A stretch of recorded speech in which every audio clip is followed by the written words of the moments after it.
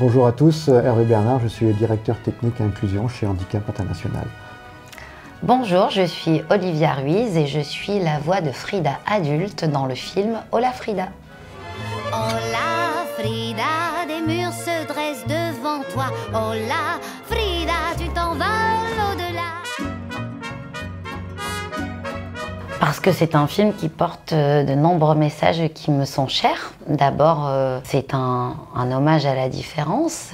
C'est une très jolie façon de dire que le handicap n'empêche pas d'avoir la vie qu'on a rêvé d'avoir. Frida est un exemple de résilience. Elle est la résilience puisque malgré la maladie, malgré le handicap, malgré les moqueries, elle continue à tenir debout et à mettre de la passion, de la joie et de la vie dans son œuvre et dans son existence.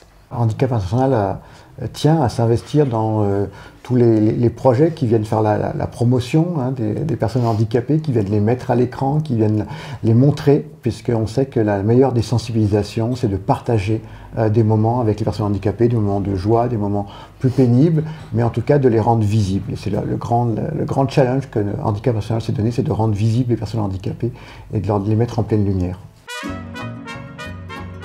Moi, je crois que c'est la mort. L'arrivée de la mort qui est un de mes moments préférés, d'abord parce que c'est un moment assez intense et parce que le film donne une perception toute particulière de ce personnage qu'on a imaginé tant de fois.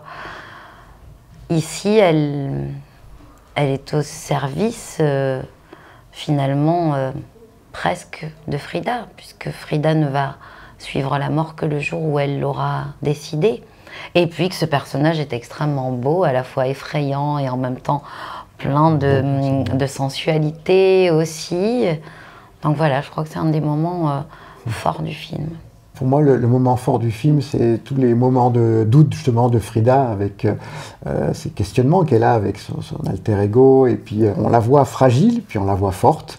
Et on voit tout l'intérêt d'être aussi entouré quand on vit une situation de handicap et qu'on a ces moments de fragilité et qu'on va trouver la force, la résilience de remonter à la surface et d'affronter tout ça. Et puis j'aime bien aussi tous les moments où les parents se questionnent et on les voit aussi dans leur fragilité. Par moments, ils se disent qu'est-ce qu'il faut faire. On voit l'importance de dialoguer entre le mari et la femme qui ont des positions parfois plus protectrices ou au contraire qui est plus libératrice. Oui, et ce qui est assez drôle, c'est que ce soit un peu l'inverse de ce qu'on imagine d'habitude chez les aidants. Ouais. On imagine la maman maternante et le papa à bousculer un petit peu plus.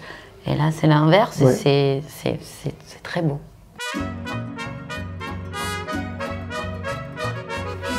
En tant que petite fille, d'une façon très évidente, puisque moi aussi j'ai été victime de harcèlement scolaire et j'ai été brutalisée souvent par les mots plus que par les gestes à l'école.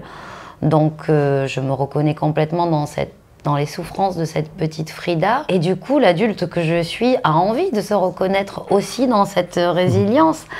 Et souvent, j'ai la petite voix de Frida en moi, et ce depuis l'enfance, qui me rappelle que rien n'est impossible et qu'on se relève de tout. C'est en ça que Frida est un guide dans ma vie. C'est que dans les moments difficiles, elle revient me rappeler que si elle a pu le faire, je peux aussi. Et n'importe qui peut.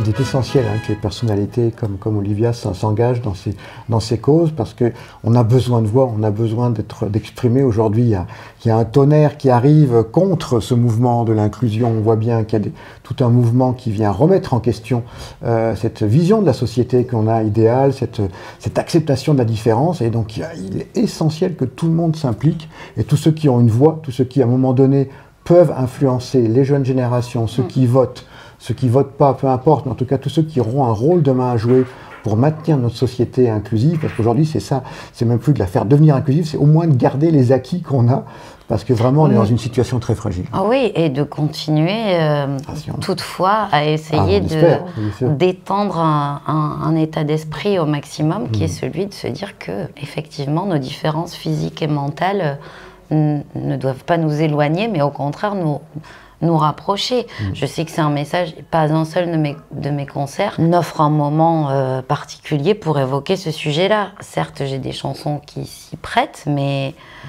c'est vrai que c'est essentiel de rappeler. Je me sers aussi de mon enfance par moments en disant tous ces gens dont on se moquait dans le café dans lequel j'ai grandi, ces si mal nommés petites gens, ce sont eux qui ont fait la femme que je suis devenue et ce sont eux qui m'ont apporté leur force, justement, en me montrant que la force du lien peut vraiment éteindre toute forme de stigmatisation. C'est voilà, à 2, on est toujours plus fort, alors à 1000, n'en parlons pas.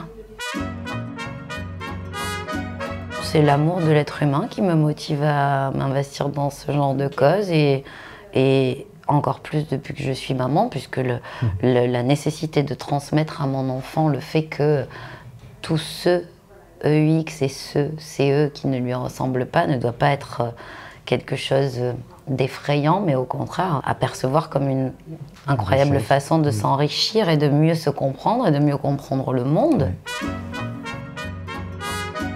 Le message principal, je crois qu'Olivia en a bien parlé, c'est bien sûr la résilience, donner envie, donner espoir à tous les gens qui vivent des difficultés, qui se rendent compte qu'on peut y arriver, que Frida y est arrivée et qu'on a tous en nous cette énergie pour y arriver, qu'on a besoin des autres aussi, qu'on ne peut pas y arriver tout seul. Donc c'est aussi un message pour dire, voilà, vivons ensemble, allons-y, soyons confiants dans la nature humaine, dans l'être humain. On a toutes ces belles choses en nous et il faut absolument qu'on puisse les mettre en avant. Et c'est ce que dans tous nos projets chez Handicap International, on essaye de mettre en avant l'être humain, que ce soit la petite fille qui cherche à aller à l'école ou la personne qui cherche à retrouver un travail, à ce qu'il reprenne confiance en lui dans un premier temps. C'est vraiment fondamental. Et ensuite de modifier l'environnement autour de lui, que ce soit les services, la communauté, mais aussi les familles, pour qu'elles soient dans une démarche vraiment positive, de faciliter son inclusion et qu'on lève tous ces obstacles qui empêchent de le vivre ensemble. Je crois que le plus petit résumé, je l'ai glissé dans les paroles de la chanson du générique en les écrivant. C'est pour moi, rien n'est impossible. C'est ça le message de Frida, qu'elle nous laisse. Rien n'est impossible. Oui, il faut y croire. Je suis Frida Kahlo. J'ai de super pouvoirs. Viens découvrir mon monde